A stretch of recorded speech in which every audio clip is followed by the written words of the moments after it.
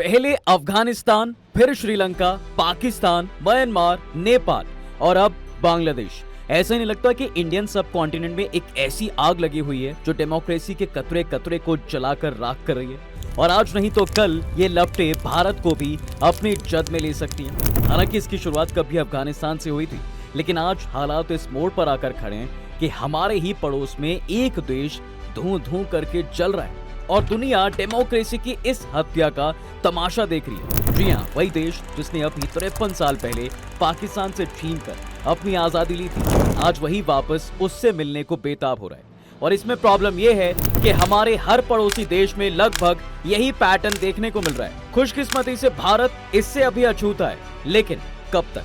सवाल ये उठता है कि डेमोक्रेसी के खिलाफ उठी इस हवा से आखिर भारत कब तक बचा रह सकता है? क्या सच में साउथ एशिया में अब डेमोक्रेसी खतरे में है? और अगर हाँ, तो आखिर वो कौन सा देश है जो इस पूरे खेल के पीछे से बैठकर हवा दे रहा है? आपने वो कहावत तो सुनी होगी कि केवल एक चिंगारी पूरे जंगल को जलाकर राख कर सकती है। इतिहास उठाकर देखो तो ये कहावत देश दुनिया की हर बर्बादी और रेवोल्यूशन पर फिट बैठती है। वर्ल्ड वॉर 1 भी इसी तरह शुरू हुआ था, जब ऑस्ट्रियन आर्कड्यूक फ्रांस फर्डिनैंड की एक छात्र ने हत्या कर दी थी, और इसके बाद दुनिया में जंग की वो आग लगी कि सालों तक शांत नहीं हुई। साल 2010 में भी मिडिल ईस्ट में एक ऐसा ही कांड हुआ था, जब धीरे धीरे डेमोक्रेसी की मांग वायरस की तरह सभी मुस्लिम कंट्रीज में फैल रही थी। और इसमें भी जब ये विचार सीरिया के दरवाजे तक पहुंचे तो एक 7वीं क्लास के बच्चे ने सीरिया के राष्ट्रपति के लिए स्कूल की दीवार पर यह लिख दिया कि अगली बारी तुम्हारी है। और यही वो इवेंट बना जिसने सीरिया को घुटनों पर ला दिया। इसके बाद तो यहाँ जंग की एक ऐसी आग लगती है कि आज के दिन तक भी सीरिया में सिविल वॉर जारी है। अगर आप ये सोच रहे हैं कि हम आपको ये क्यों बता रहे हैं, तो दरअसल ये वो इवेंट्स हैं जो पूरी जियोपॉलिटिक्स को बदल देते हैं। और आज जो हमारे पड़ोस में हो रहा है वो भी ऐसे ही चेन ऑफ एक्शन से जुड़ा हुआ है। यहाँ इंडिया के पड़ोसी देशों में भी सबसे पहले शरिया लॉ इम्प्लीमेंट करने का रास्ता तालिबान ने चुना था, और उसके बाद कट्टर इस्लामिक विचारधारा की आंधी ऐसी फैली साहब कि पाकिस्तान तो क्या, बांग्लादेश भी इसकी चपेट में आ गया। वहीं जो बर्बादी और विदेश ताकतों का इंटरफेरेंस कभी अफगानिस्तान से शुरू हुआ और धीरे धीरे ये इतना बड़ा कि नेपाल से लेकर म्यांमार और यहाँ तो कि अब बांग्लादेश की पॉलिटिकल स्टेबिलिटी जा चुकी है। बांग्लादेश तो नया तालिबान बनने वाला है, मगर सवाल यह आता है कि आखिर जहां दुनिया के कई देश आज भी डेमोक्रेसी पाने के लिए बेताब हो रहे हैं, वहीं एशिया के देशों की डेमोक्रेसी मर क्यों रही है? खुद जो बांग्लादेश पहले पाकिस्तान से आजादी के लिए अपना सब कुछ देने को तैयार था, आज उसको अपनी आजादी से ही प्रॉब्लम क्यों हो रही है? वेल, इस क्यों के सवाल के कई जवाब हैं और कई पक्ष हैं, लेकिन बारीकी से इस पॉइंट को समझे तो डेमोक्रेसी को सबसे ज्यादा खतरा धर्म और भाषा से होता है।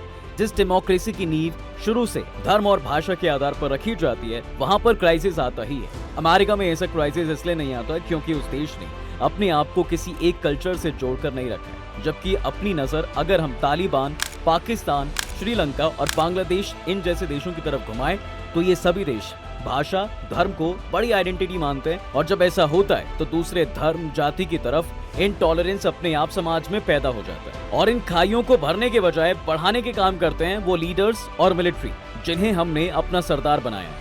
खुद पाकिस्तान की बात करें तो ये देश एग्जिस्टेंस में आया ही मुस्लिमों के लिए एक अलग देश की मांग को लेकर, और बांग्लादेश भी इससे अलग नहीं था। इसका जन्म भी भाषा के आधार पर हुआ। यहाँ की जनता के लिए तब धर्म से बढ़कर भाषा वो एलिमेंट था जिससे वो खुद को ज्यादा जुड़ा हुआ महसूस करते थे। वहीं आज के तालिबान की बात करें तो इन्होंने अपनी आजादी एक कट्टर इस्लामी स्टेट बनाने के लिए ली थी, इसलिए डेमोक्रेसी की चाहत यहाँ के मिलिटेंट को थी ही नहीं। वो तो शरिया कानून पर चलने वाले देश को बनाना चाहते थे, और कई सालों की मारकाट और भीषण युद्ध के बाद अमेरिका ने ये सरजमीन छोड़ी तो तालिबान के लिए आसान हो गया डेमोक्रेसी को ध्वस्त कर इस्लामिक रूल लाने में। अब रिलीजन के अलावा डेमोक्रेसी की हत्या करने में जो सबसे इम्पोर्टेंट फैक्टर जिम्मेदार होता है वो है मिलिट्री रूल। एक छोटी सी घटना से समझाएं तो एक बार पाकिस्तान की राजनीति के एक्सपर्ट ने एक आर्टिकल लिखा था और उसमें टाइटल दिया था कि a user guide to guided democracy. इस आर्टिकल में उन्होंने 10 स्टेप्स बताए थे जिससे कोई भी शासक अपने देश में अपनी स्ट्रेंथ को मजबूत कर सकता है और तानाशाही पर उतर सकता है। आज इस आर्टिकल को दोबारा टटोले तो ऐसा लगता है कि दुनिया का हर डिक्टेटर, हर मिलिट्री पावर यही रूल लगाती आई है, और इसी के चलते चाकू की नोक पर वो डेमोक्रेसी को खत्म करती आई है। खुद पाकिस्तान की बात करें तो यहाँ मिलिट्री ने डेमोक्रेसी को सबसे बड़ी चोट पहुंचाई है।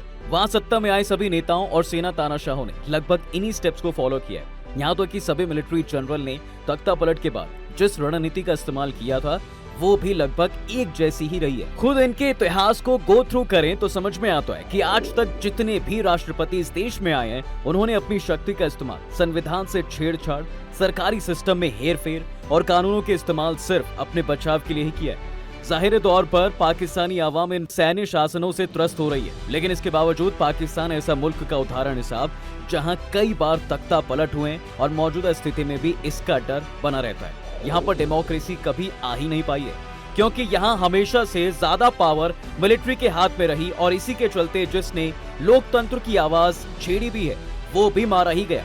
कुल मिलाकर जिसने भी लोकतंत्र का ढिंडोरा पीटा है उसे यहाँ के सिस्टम से ही मार खानी पड़ी है।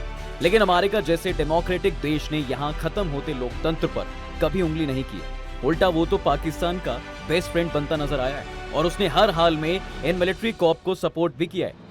आलम तो ये है कि आज तक पाकिस्तान के इतिहास में एक भी प्रधानमंत्री ने अपना कार्यकाल पूरा नहीं किया, या फिर ये कि उन्हें करने ही नहीं दिया।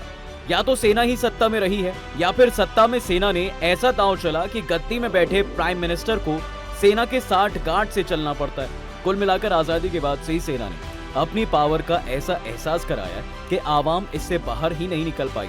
और ये केवल एक देश पाकिस्तान की कहानी नहीं है, बल्कि इसके पड़ोस में झांककर भी अगर देखें तो स्ट्रॉन्ग मिलिट्री पावर ये एक ऐसी चीज रही है जिसके चलते अफगानिस्तान में भी किसी एक डेमोक्रेटिक लीडर की सरकार नहीं रही। यहाँ जिसने डेमोक्रेसी लानी भी चाहिए वो या तो सत्ता से बाहर कर दिया गया या मिलिट्री कॉप से मारा गया।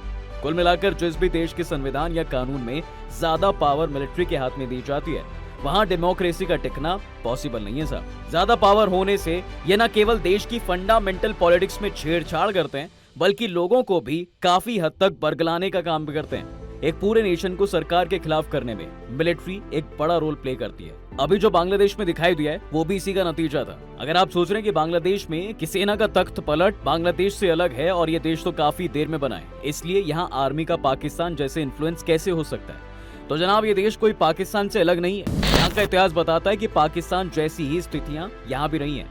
साल 1971 में ये पाकिस्तान से अलग जरूर हो गया था, लेकिन इस पर पाकिस्तानी तौर तरीकों का पूरा असर था।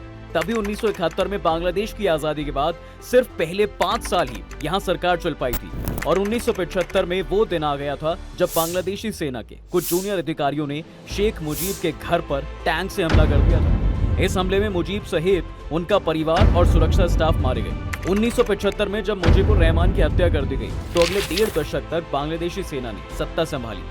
1978 और 1979 के बीच राष्ट्रपति और संसदीय चुनाव पूर्व सेना प्रमुख जियाउर रहमान के नेतृत्व में हुए, लेकिन धांधली के आरोपों से ये भी बच नहीं सके। साल 1981 में जियाउर रहमान की हत्या के बाद उनके डिप्टी अब्दुल सत्तार ने 15 नवंबर को आम चुनाव करवाए।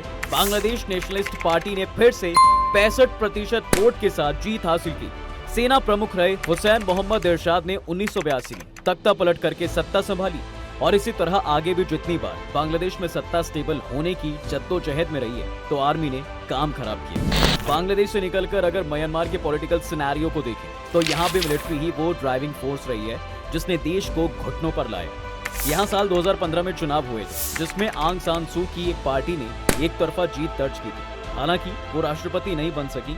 इसके बाद 2020 के चुनाव में उन्होंने फिर सफलता हासिल की, लेकिन म्यांमार की सेना ने आंग सान सू ची समेत कई नेताओं को गिरफ्तार किया और सत्ता अपने हाथ में ले ली। हालांकि सैन्य तख्ता पलट के खिलाफ देश भर में प्रदर्शन हुए थे, इसमें कई लोगों की जान भी गई थी, लेकिन आज तक भी वहां कोई पॉलिटिकल स्टेबिलिटी है नहीं।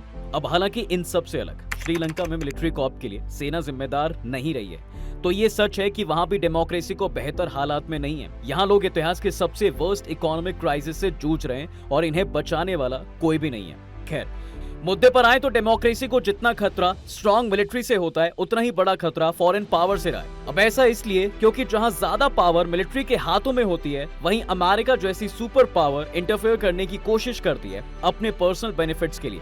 दूसरे देशों को बर्बाद करने में भी अमेरिका जैसे देशों ने कोई कसर नहीं छोड़ी है साहब। तभी तो जब भारत और पाकिस्तान आजाद हुए तो भारत का साथ चुनने के बजाय अमेरिका ने पाकिस्तान का दामन थामा। वो जानता था कि भारत की मजबूत लोकतंत्र की नींव कभी उसे हमारे देश में पैर पसारने नहीं देगी, जबकि इसके विपरीत अमेरिका में सेना के हाथ में पावर ज्यादा थी और यहाँ अपने हिसाब से कठपुतली सरकार को बैठाया जा सकता था। इसके सबसे बड़ा उदाहरण आज की तारीख में अफगानिस्तान भी है, जहां ना जाने सत्ता और कंट्रोल की होड़ में कितने ही तख्ता पलट हुए। कभी ब्रिटेन, कभी रशिया और तो और कभी अमेरिका ने यहाँ अपनी मनमर्जी की सरकार को बैठाया और सालों तक अपना ग्रेट गेम खेला है, फिर चाहे इसकी जद में क्यों ना उस देश का लोकतंत्र ही बर्बाद हो गया। आज बांग्लादेश के केस में देखें तो अमेरिका शेख हसीना को पसंद नहीं करता था। बांग्लादेश की सत्ता में उन्हें ये नेता इतनी नागवार गुजरी कि उनके तख्ता पलट की प्लानिंग उसने पाकिस्तान के साथ मिलकर कर डाली। आज ये कहा जा सकता है कि अमेरिका जैसे सुपर पावर देश ही हैं जिन्होंने एशिया के लोकतंत्र को एक बड़ी चोट पहुंचाई है। मगर इसमें सवाल ये भी आता है कि क्या अब ये लपटें भारत तक पहुंच सकती हैं, और आखिर भारत में क्यों ये ताकत अपना इन्फ्लुएंस आज तक नहीं जमा पाई है? क्यों अब तक यहाँ डेमोक्रेसी ने दम नहीं तोड़ा है? पहले इसके लिए हमारा वो इतिहास और संविधान जिम्मेदार है साहब, जिसे नेहरू, अंबेडकर और पटेल जैसे नेताओं ने मिलकर बनाया। दरअसल आजादी के बाद से ही विरासत में मिली जिम्मेदारियों की भावना, फिर इतिहास में ऐसी कई कुछ शुरुआती घटनाओं से ये संदेश हमें मिला कि सेना राष्ट्र का जरूरी अंग जरूर है, लेकिन सत्ता में हस्तक्षेप का अधिकार उसे नहीं है। भारत की लोकतांत्रिक संस्थाएं इतनी मजबूत हैं कि भारत में सेना के लिए तख्ता पलट करना बिल्कुल भी असंभव है। भले ही भारतीय सेना की बुनियादी ढांचा ब्रिटिश सैनिकों का दिया हुआ है, लेकिन इसकी आत्मा में आजाद हिंद फौज का अनुशासन भी है। यह अनुशासन ही भारतीय सेना को सत्ता की आकांक्षा से दूर रखता है। इसके साथ ही जब देश में पहली बार अंतरिम सरकार बनी थी तो प्रधानमंत्री पंडित जवाहरलाल नेहरू ने भारतीय सेना को लोकतांत्रिक सरकार के नियंत्रण में रहने का सिद्धांत बनाया था। ऐसे में उन्होंने कमांडर इन चीफ का पद हटा दिया था और पहले इस पद पर अंग्रेजी शासन के दौरान अंग्रेज ऑफिसर्स की तैनाती होती थी। बाद में इस पद पर जनरल करियप्पा को नियुक्त किया गया था। जनरल करियप्पा को पहला थल सेना अध्यक्ष बनाया गया। उस समय कमांडर इन चीफ का आवास 3 मूर्ति होता था, जिसे बाद में पीएम नेहरू ने अपना आवास बनाया। इस तरह ये साफ संदेश गया कि भारत में लोकतांत्रिक सरकार ही सुप्रीम रहेगी। अब एक बार जब जनरल करियप्पा ने सरकार की आर्थिक नीतियों की आलोचना की तो पीएम नेहरू उन्हें पत्र लिखकर नागरिकों के द्वारा चुनी गई सरकार के काम में दखल न देने को लेकर भी हिदायत देते हैं। जनरल करियप्पा और पंडित नेहरू के संबंधों को लेकर कई किताबों में कई तरह के दावे सामने आते हैं। जनरल करियप्पा के बेटे एयर मार्शल केसी करियप्पा ने अपनी किताब में लिखा है कि पंडित जवाहरलाल नेहरू को इस बात का डर था कि मेरे पिता उनका तख्ता पलट कर सकते हैं, क्योंकि वो पॉलिटिकली भी काफी पॉपुलर थे। हालांकि जनरल करियप्पा की तरफ से कभी भी ऐसी कोई बात की गुंजाइश नहीं मिली और ना ही उन्होंने कभी ऐसा फील कराया। आज हम ये प्राउड के साथ कह सकते हैं साहब कि भारत में लोकतंत्र की जो नींव रखी गई है, सेना भी उसका हिस्सा है। फिर चुनाव आयोग, रिजर्व बैंक जैसी लोकतांत्रिक संस्थाएं भी हैं, जिसने लोकतंत्र की नींव को काफी मजबूत किया। देश में सेना राजनीति से काफी दूर रही है, क्योंकि नींव में अनुशासन का ऐसा सिद्धांत मौजूद है जो उसे एकजुट रखता है और साथ ही नागरिक प्रशासन में हस्तक्षेप से दूर रखता है। पड़ोसी मुल्क और साउथ एशियन देशों में इसी तथ्य की कमी है, लिहाजा वहां पर तख्ता पलट होते रहते हैं और लोकतंत्र का दम घुटता रहता है। दोस्तों, क्या आपको लगता है कि देश में कभी डेमोक्रेसी खत्म भी हो सकती है? इसे लेकर कमेंट सेक्शन में अपनी राय हमें जरूर बताएं। इसी के साथ अब हम आपसे विदा लेते हैं। उम्मीद है आपको ये वीडियो जरूर पसंद आया होगा। आप इस वीडियो को अपने दोस्तों के साथ शेयर करना बिल्कुल ना भूलें, साथ ही चैनल को सब्सक्राइब जरूर कर दें।